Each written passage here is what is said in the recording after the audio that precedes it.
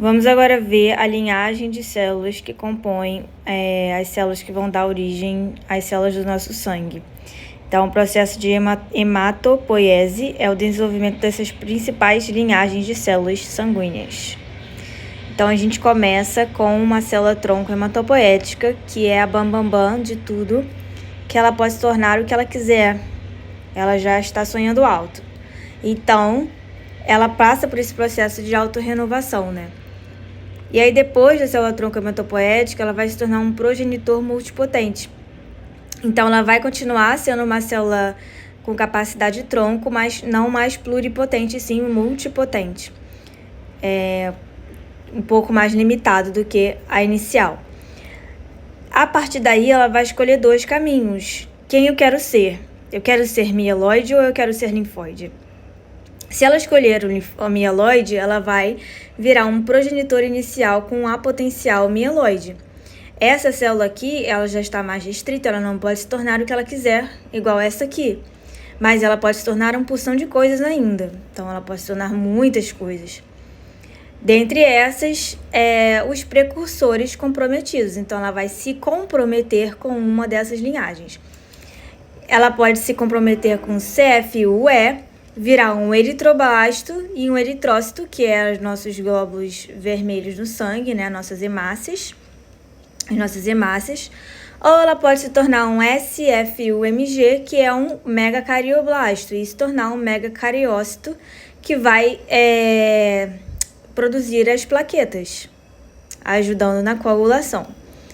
Ou então ela pode se tornar um CFUMC, mastócito, CFUB, basofiloblasto, basófilo, CFU eosinofiloblasto, eosinófilo, CFU-M, aqui preste atenção que ela pode virar para dois lados, uma pré-dendrítica ou um monoblasto. Se for para o monoblasto, ela vai virar um monócito. Olha como que o monócito é diferente. E se ela for para pré-dendrítica, ela vai virar uma dendrítica. Então, a dendrítica, vocês lembram que ela apresenta os antígenos, né? Elas têm esses dendritos, essas protuberâncias, e é bem diferente de um monócito. Ou pode virar o meu queridinho, que é o CFUG, que vai virar um mieloblasto para se tornar um neutrófilo, que são os segmentados, de 3 a 5 lóbulos. O mais normal é você ver 3 lóbulos, né? Mas ela fala assim, não quero ser mieloide, quero ser linfóide. Ela vai para a parte aqui, progenitor multipotente, vai para o progenitor linfóide comum. Aí, legal, dentro da linhagem linfóide, quem eu posso ser? Posso ser uma procélula T, procélula B, procélula NK ou procélula linfóide inata, ILC. Escolhi ser procélula T. Aí, depois da procélula T, eu ainda vou passar por uma linfopoiese e virar uma pré-célula T. E depois uma célula T. E o caminho da célula T é de ralação, capinação. Até ela se diferenciar, é um desafio atrás do outro. Depois tem a procélula B. Depois virar uma linfopoiese, pré-célula B. Então, é pró-pré, né? Progenitor linfóide, pró e pré.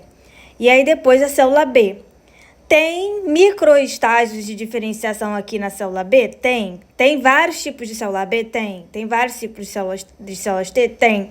Aí a gente vê mais detalhadamente em outro momento. Depois, ela pode se tornar uma procélula NK e virar uma célula NK, uma pró-ILC e virar uma ILC. Então, esse é um processo simplificado aqui da nossa árvore das linhagens de célula no sangue. Você vê como é que as células são diferentes, elas têm funções diferentes, morfologia diferentes, mas elas todas vêm de uma célula-tronco hematopoética.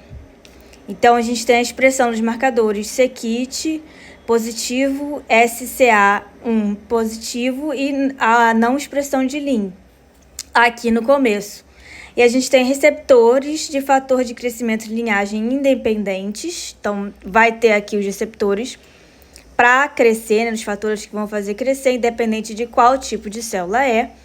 E aí, depois começa o processo de divisão celular, que é mais acentuado aqui. Essa faixa mostra que ela vai estar se dividindo mais aqui.